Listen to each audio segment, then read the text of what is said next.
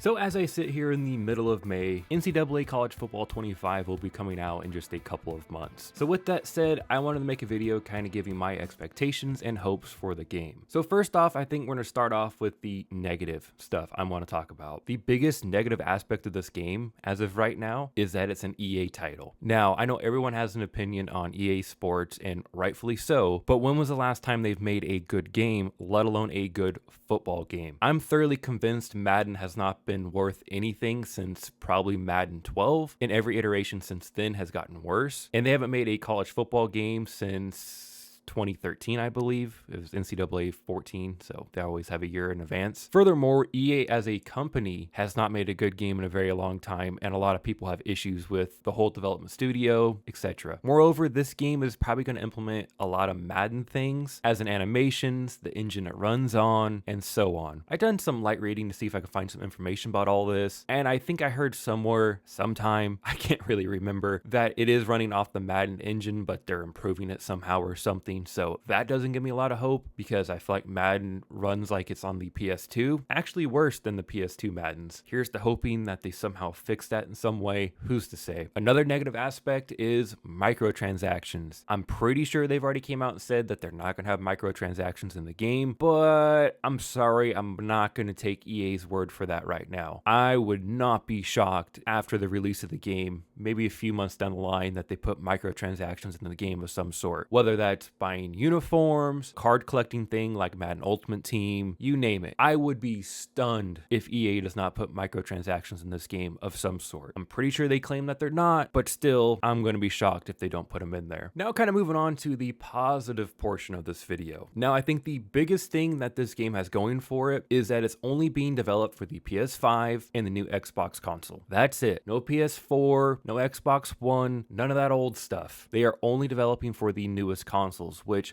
hallelujah, finally a new game is just being developed for the new consoles. Or I shouldn't even say new consoles, just the modern consoles that have been out for almost 4 years at this point. That in of itself has given me a lot of hope that this game will be better developed than the Maddens have been the last decade or so, because the PS5 and Series X are powerful consoles, and I feel like no sports game, let alone any other title you can think of like Call of Duty, has actually utilized the PS5 and Series X's hardware to the best of their ability. So with this game just being developed for the newest consoles, really gives me hope that, okay, yeah, even if it is built on the old Madden engine, that they're able to improve a ton of stuff due to actually the game being developed for the PS5 and Series X. And they'll be able to do a ton of new animations, have better looking stadiums, player models, you name it. So in that regard, I'm being hopeful. Another thing too, it's gonna be really cool to see all the players' names, images, and likeness, because they got all the NIL deal stuff worked out. That's gonna be cool, because for a person like me, playing the old college games,